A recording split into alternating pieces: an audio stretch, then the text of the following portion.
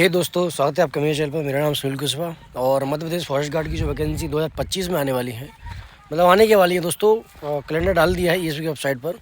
तो स्टूडेंटों का मैंने पिछले वीडियो बनाया था, उसमें बताया था कि सर आप बुक लिस्ट के बारे में मुझे बताइए। काफ़ी स्टूडेंटों का कमेंट आया कि सर बुक के बारे में कौन सी बुक हमें पढ़नी चाहिए, किस सब्जेक्ट के लिए कौन सी बुक लेनी चाहिए। तो इस वीडियो में आपको बुक लिस्ट के बारे में पूरा बताऊंगा और उसको कैसे पढ़ना है वो नेक्स्ट वीडियो में बताऊंगा। इस बारे में पहले आप बुक बता देता हूँ। बुक आपको लेनी है, वो समझ लीजिए। सिलेबस 5 सब्जेक्ट होते हैं: हिंदी, इंग्लिश, मैथ, जीके और science. Hindi, English, math, GK, science. ठीक है, ये 5 सब्जेक्ट होते हैं। एक एक करके आपको मैं बुक के बारे में बताऊंगा। पहले आप समझ लीजिए जीके के बारे में समझ लीजिए। देखिए, यदि आपको जीके की बुक लेनी है तो एक तो आपको एमपी की लेनी पड़ेगी। ठीक है, दूसरा तो आप एक बुक पढ़ते ही होंगे जिसका नाम लूसेंट है, तो वो तो आपको लूसेंट तो लेनी ही है। और एक एमपी की बुक लेनी है। एमपी की आपको कोई बहुत ऐसी बड़ी बुक नहीं लेनी कि जो बहुत बड़ी ज़्यादा बड़ी हो, फिर आप उसको पढ़ ना पाओ। देखिए, फॉरेस्ट गार्ड का जो एग्जाम है वो ऑब्जेक्टिव एग्जाम होता है और एक 1 डे एग्जाम है। आपको क्या करना है, टिक लगाना है। और टिक लगाने के लिए आपको रट्टा मारना। आपको क्या करना है, एक बुक लेनी है जिसका नाम है परीक्षा धाम। मैं किसी बुक को प्रमोट नहीं कर रहा हूँ भाई, मैं जो पढ़ता हूँ वो बता रहा हूँ। मैं अब परीक्षा धाम ले लीजिए, पतली सी बुक है और उस बुक को एक रिवाइज कर बार बार पढ़ती रहिए, बार बार पढ़ते रहिए। ठीक है, तो एमपी जीके के लिए परीक्षा धाम हो गई।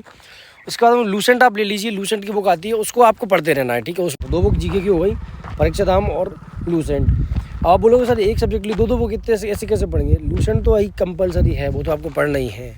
और परीक्षा धाम भी कंपलसरी है, तो आपको पढ़ने पड़ेगा। वन रक्षक बनना है तो कोई भी वन रक्षक नहीं, ये बता रहा हूँ वो बुक आप कोई भी एग्जाम दे लीजिए, सबके लिए एप्लीकेबल है। साइंस के लिए दोस्तों मैं आपको बताता हूँ कि एक एनसीईआरटी बेस्ड बुक आती है। ठीक है, आप किसी भी कोचिंग वाले के लिए, दृष्टि वालों की आती है एनसीईआरटी बेस्ड। ठीक है, जिसमें 6 से 10 तक के थोड़ा सा डिस्क्रिप्शन दिया रहता है और उनके ऑब्जेक्टिव क्वेश्चन दिए रहते हैं पीछे। बस आपको उतनी पढ़ना है। बहुत पतली बुक आती है, बहुत पतली बुक आती है फिजिक्स, केमिस्ट्री और बायो की।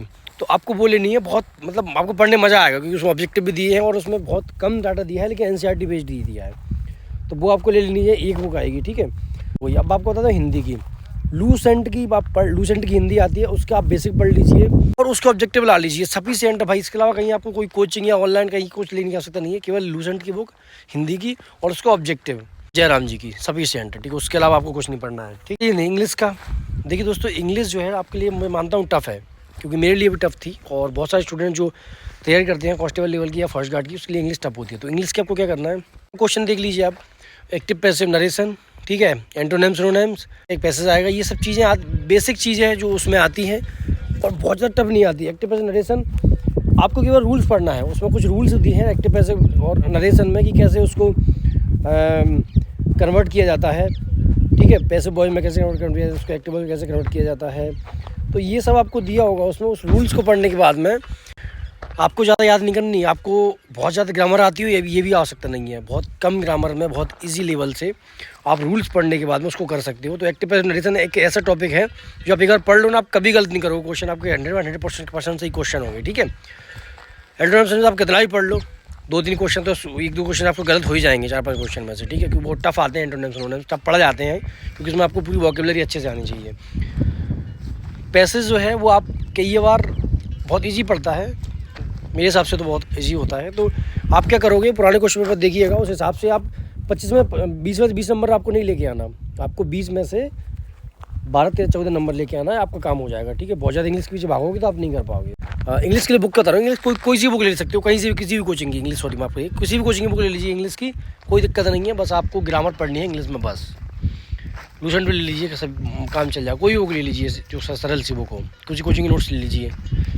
मैथ, भाई मैं तो प्रेफर करता हूँ आर.एस. अग्रवाल को। आर.डी. शारदा पब्लिकेशन की बुक आती है उसको प्रेफर करते हैं, लेकिन मेरे हिसाब से आर.एस. अग्रवाल जो बुक है वो बेस्ट है। उसमें जो एग्जाम्पल दी हैं उतना आप कर लीजिए।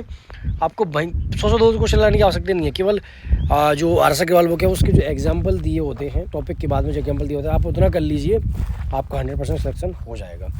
तो ये मैंने आपको बुक बताई हैं और ये जो बुक आप पढ़ लोगे ना, तो आप एमपी कांस्टेबल, ठीक है, इवन एमपीपीएससी का भी आप, यदि आप एमपी की वो परीक्षा दाम पढ़ लोगे और थोड़ा और पढ़ लोगे ना, तो एमपीपीएससी भी आपका इसी से फ्री हो जाएगा। फ्री बता रहा हूँ मैं। और इसके अलावा आप कांस्टेबल का एग्ज़ाम देते हो, सब इंस्पेक्टर का एग्ज़ाम देते हो, सारे एग्ज़ाम इसी से आपके हो जाएंगे। ये बुक सफिशिएंट है, मोर देन सफिशिएंट है। बस रीजनिंग बचा है जिसमें कम आता है, 1-2 क्वेश्चन आता है रीजनिंग का। तो रीजनिंग आपको बहुत ज़्यादा पढ़ने की आवश्यकता नहीं है, लेकिन यदि आप पढ़ते भी हो तो आप ज़्यादा टफ, आपके लिए टफ नहीं होगी रीजनिंग। ठीक है, तो फिलहाल दोस्तों अभी के लिए इतना ही, और वीडियो अच्छा हो तो लाइक करना, शेयर करना। नेक्स्ट वीडियो में फिर मिलेंगे। आज के लिए इतनी दोस्तों इतना ही। मैं सुबह से भूखा प्यासा आज ड्यूटी कर रहा हूँ, क्या बताऊँ भाई। सब्सक्राइब करिएगा। टेक केयर, जय हिंद, जय भारत।